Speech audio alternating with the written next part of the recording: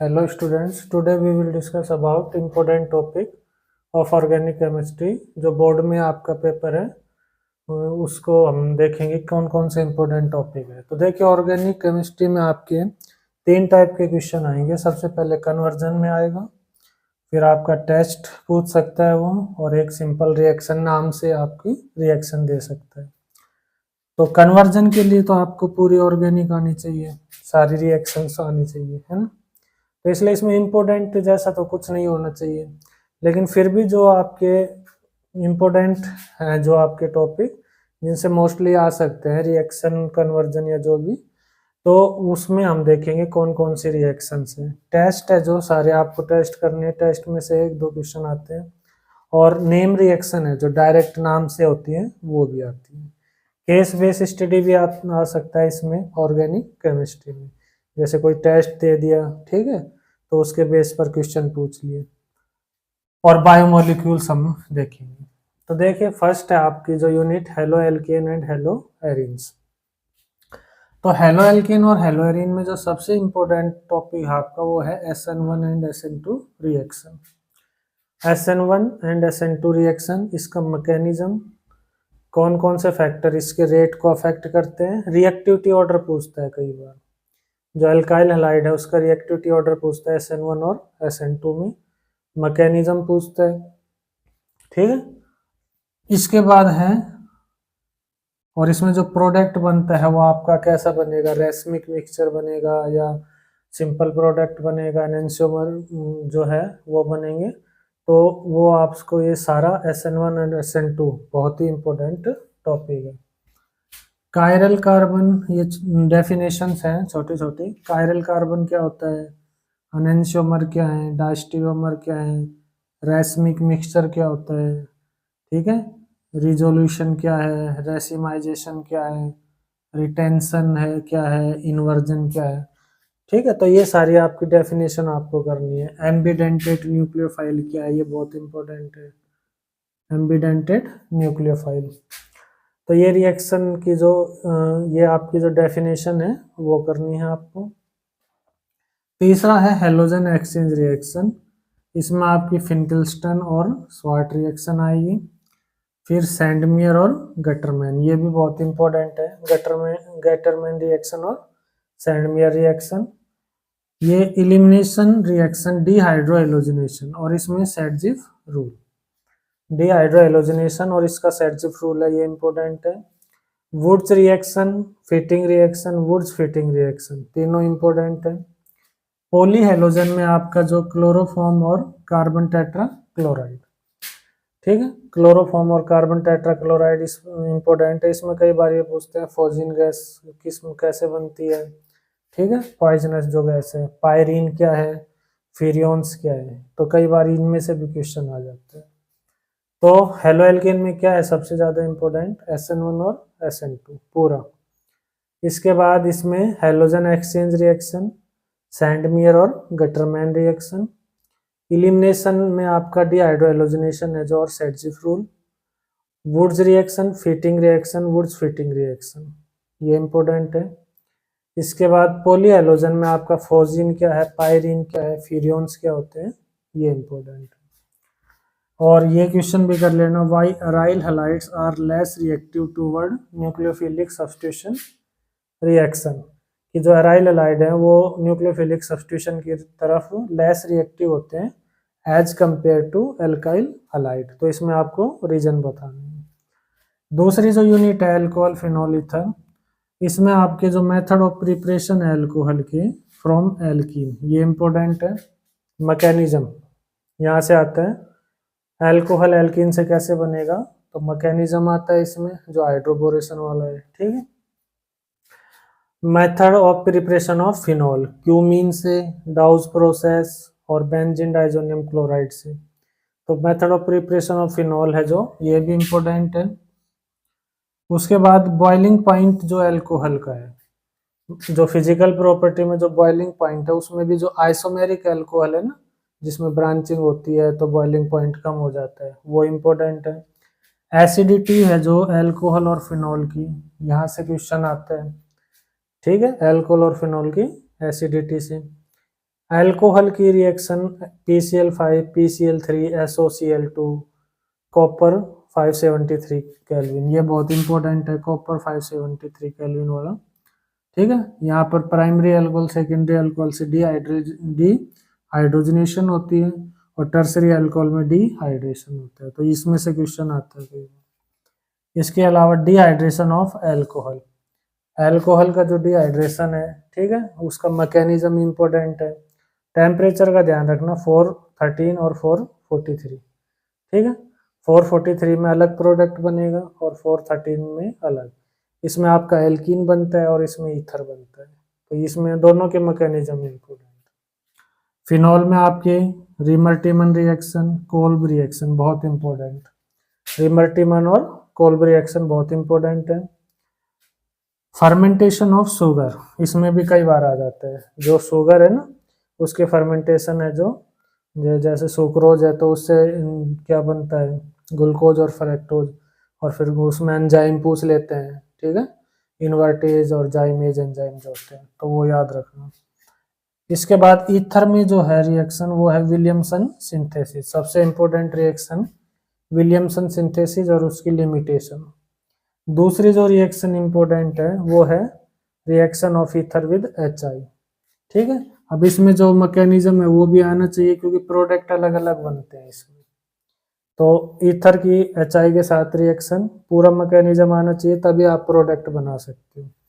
Williamson synthesis और उसकी limitation क्या है, बहुत इंपॉर्टेंट है ये दोनों, इनमें से क्वेश्चन आने के चांस बहुत ज़्यादा है, ठीक है।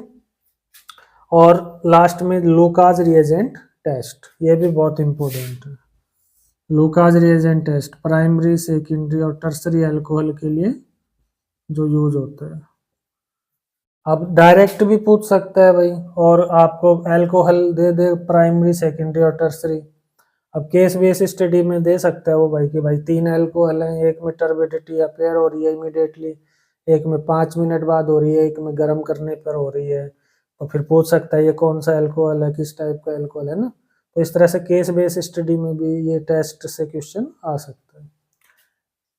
इसके बाद है एल्डिहाइड कीटोन और कार्बोक्सिलिक एसिड, बहुत ही ज़्यादा इंपॉर्टेंट चैप्टर है ये ऑर्गेनिक का, इसमें लगभग सारे ही इंपॉर्टेंट टॉपिक है, ठीक है, तो इसको कंप्लीट ही पढ़ के जाना आप। ओजोनोलाइसिस, रोजनमंड रिएक्शन और स्टीफन रिडक्शन, ठीक है, ये इंपॉर्टेंट है। ओजोनोलाइसिस का प्रोडक्ट पूछ सकता है, ठीक है, ओजोनोलाइसिस दे देगा, फिर उसमें जिंक H2O डाल के A और B प्रोडक्ट पूछ लेगा। रोजनमंड रिएक्शन, स्टीफन रिडक्शन, नाम से जो भी रिएक्शन है वो सारी इंपॉर्टेंट है। अल्कोहल की रिएक्शन PCC पायरिडिनियम क्लोरोक्रोमेट, बहुत इंपॉर्टेंट रिएजेंट है ये, ठीक है। और डाइबल अल्काइल साइनाइड की डाइबल के साथ reaction, die isobutyl aluminium hydride, ये इंपॉर्टेंट है, दोनों रिएजेंट इंपॉर्टेंट है, इनकी रिएक्शन देख लेना। Hydration of alkyne very very important, ठीक है, यहाँ पर hydration of alkyne with H2SO4 और HgSO4, इसमें जो प्रोडक्ट बनेगा वो टोटोमेरिज्म से बनेगा, ठीक है, तो एडिशन कैसे करना है इसमें वाटर का, और फिर उसमें टोटोमेरिज्म कैसे करना है वो देख लेना। इसके बाद Etard reaction, Gattermann coach reaction, Etard reaction important है, ठीक है। उसके बाद ये क्वेश्चन कर लेना, वाई इंपॉर्टेंट है वैसे, why aldehyde are more reactive towards nucleophilic substitution reaction as compare to ketone, मान लो पूछ ले एग्जामिनर, कुछ भी पूछ सकता है ना। उसके बाद है reaction of aldehyde ketone with Grignard reagent HCN और NaHSO3, ये तीनों इंपॉर्टेंट है। Reaction with ammonia and it's derivative, ammonia और उसके डेरिवेटिव से रिएक्शन है जो एल्डिहाइड और कीटोन की, इसमें जो कुछ आपको टर्म मिलेंगी, imine, Schiff base, oxime, hydrazone, semi carbazone और 2,4 डाइनाइट्रो फिनोल, ठीक है, 2,4-DNP टेस्ट भी कहते हैं इसको। तो ये सारे के सारे जो नाम है ना प्रोडक्ट के नाम है ये, तो किस में क्या प्रोडक्ट बनेगा अमोनिया और उसके डेरिवेटिव से, वो याद है। 2,4-DNP टेस्ट इंपॉर्टेंट है, कार्बोनाइल कंपाउंड देते हैं और नॉन कार्बोनाइल कंपाउंड नहीं देंगे, तो ये इंपॉर्टेंट है 2,4-DNP टेस्ट। इसके बाद क्लीमेंसन रिडक्शन और वोल्फ किस्चन रिडक्शन, इसमें क्या बनता है, एल्केन बनता है ना। तो एल्केन बनाने के लिए कौन सी रिएक्शंस है, इसमें क्लीमेंसन और वोल्फ किस्चन रिडक्शन, तो ये दोनों इंपॉर्टेंट है आपकी। रिडक्शन है और रिडक्शन से एल्केन बनता है। रिएजेंट कौन सा यूज करेंगे वो भी इंपॉर्टेंट है। Aldol condensation, most important reaction, aldol condensation और कानिजारो रिएक्शन, दोनों ही रिएक्शन बहुत इंपॉर्टेंट है, एक क्वेश्चन जरूर आएगा इसमें से।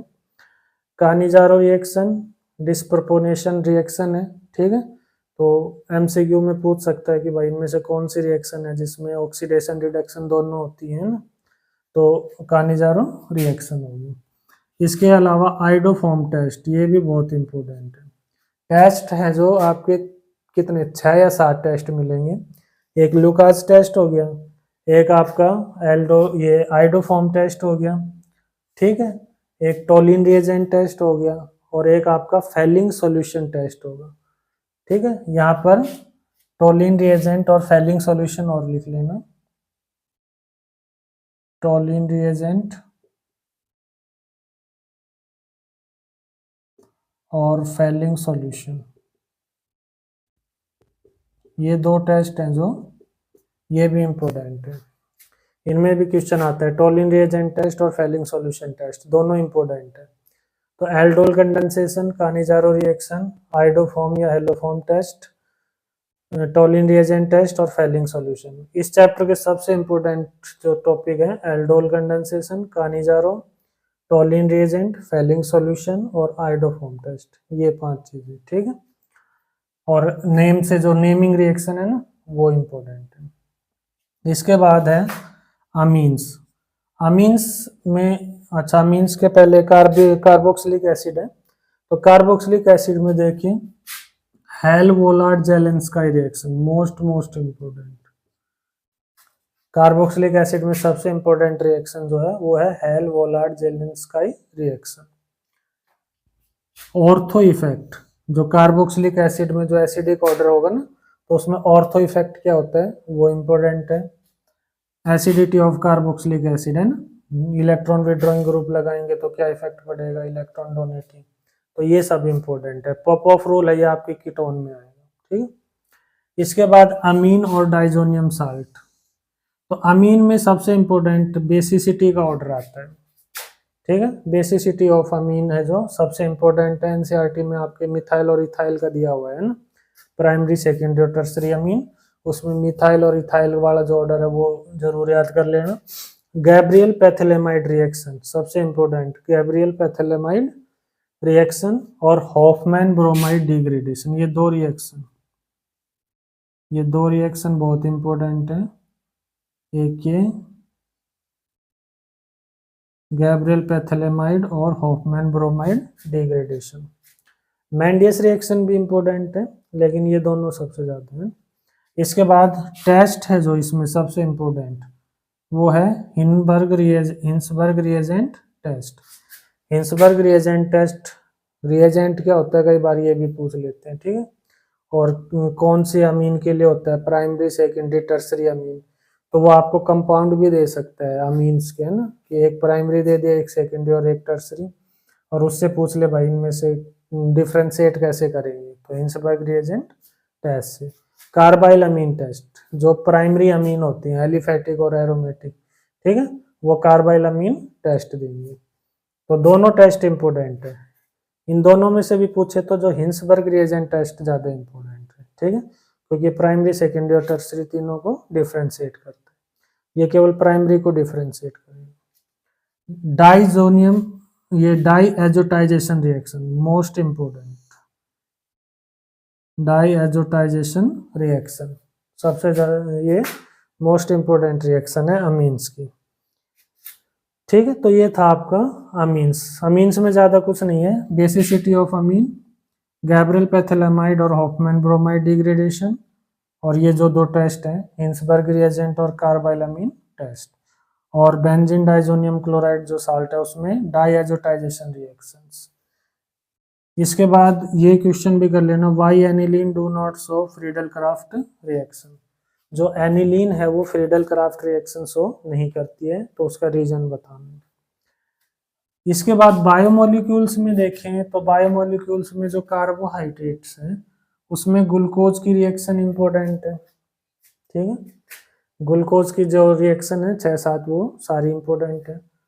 लिंकेज और स्ट्रक्चर, पॉलीसैकेराइड डाइसैकेराइड है जो, उनमें जो लिंकेज होता है ग्लाइकोसिडिक लिंकेज है जो कौन सा होता है ना, और उनमें स्ट्रक्चर है जो वो किस किस से बने होते हैं वो इम्पोर्टेंट है।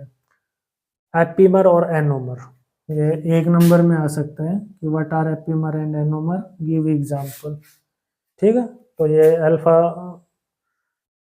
और बीटा जो ग्लूकोज है वो क्या होते हैं आपके एनोमर्स होते हैं, और एपीमर आपके जैसे ग्लूकोज हो गया, गैलेक्टोज हो गया, ये क्या है एपीमर है। प्रोटीन में जो सबसे ज़्यादा पूछा जाता है वो है आपका प्राइमरी, सेकेंडरी और टर्सरी क्वाटरनरी स्ट्रक्चर। स्ट्रक्चर में क्वेश्चन आता है, ठीक है। प्राइमरी स्ट्रक्चर, सेकेंडरी और टर्सरी स्ट्रक्चर, ये क्वेश्चन कई बार आता है कि भाई इन 3-4 स्ट्रक्चर में जो लीनियर स्पेसिफिक सीक्वेंस है जो जिसमें अमीनो एसिड की स्पेसिफिक सीक्वेंस होती है वो किस में होगी, तो किस में होगी आपकी प्राइमरी अमीन्स में, ठीक है। बॉन्ड कौन सा होता है इनमें, पेप्टाइड बॉन्ड। इसके अलावा डीनेचुरेशन ऑफ प्रोटीन बहुत इंपॉर्टेंट है, डीनेचुरेशन ऑफ प्रोटीन से पूछते हैं, ठीक है। तो प्रोटीन में आपका स्ट्रक्चर, डीनेचुरेशन, ये पूछेंगे। इसके बाद अमीनो एसिड आएगा, जो अमीनो एसिड, तो अमीनो एसिड में आपके जो आता है वो आता है आइसोइलेक्ट्रिक पॉइंट पूछते हैं, ठीक है। सबसे कम सॉल्युबिलिटी होगी जो इसमें आइसोइलेक्ट्रिक पॉइंट में। और basic amino acid, neutral amino acid और आपके एसिडिक अमीनो एसिड, इनके एग्जाम्पल कर लेंगे। डीएनए और आरएनए से पहले विटामिन्स में आपके 2 टाइप के क्वेश्चन पूछते हैं, फैट सोल्यूबल विटामिन कौन से हैं, वाटर सोल्यूबल कौन से हैं, ठीक है। B6 का ध्यान रखना, B6। इसके बाद है fat soluble, water soluble vitamin. Disease पूछ लेता है कि भाई कौन से विटामिन है जो उससे कौन सी डिजीज होती है। विटामिन के कॉमन नेम पूछ लेता है, जैसे विटामिन डी का कॉमन नेम क्या है, उससे कौन सी डिजीज होती है। तो यहाँ में विटामिन में मेनली आपके डिजीज पूछता है, और ये फैट सोल्यूबल, वाटर सोल्यूबल और कॉमन नेम, ये 3 चीजें याद करनी। आरएनए डीएनए में न्यूक्लियोटाइड क्या होते हैं, न्यूक्लियोसाइड क्या होते हैं, उनके बीच कौन सा बॉन्ड होता है, न्यूक्लियोटाइड में न्यूक्लियोसाइड में क्या बॉन्ड होता है, ठीक है। और प्यूरिन, pyrimidine, उनके बीच में जो आपके हाइड्रोजन बॉन्ड हैं तो वो कितने होते हैं, बेस, नाइट्रोजनस बेस क्या होते हैं, है ना। ये इस टाइप के क्वेश्चन आएंगे। तो आरएनए डीएनए में डिफरेंस, न्यूक्लियोटाइड क्या होते हैं, न्यूक्लियोसाइड क्या होते हैं, न्यूक्लियोटाइड में कंपोनेंट कौन कौन से होते हैं, शुगर, बेस, फॉस्फेट, ठीक है। बेस कितने टाइप के होते हैं, प्यूरिन, pyrimidine, उनके बीच बॉन्ड क्या होता है, तो इस टाइप के क्वेश्चन आएंगे।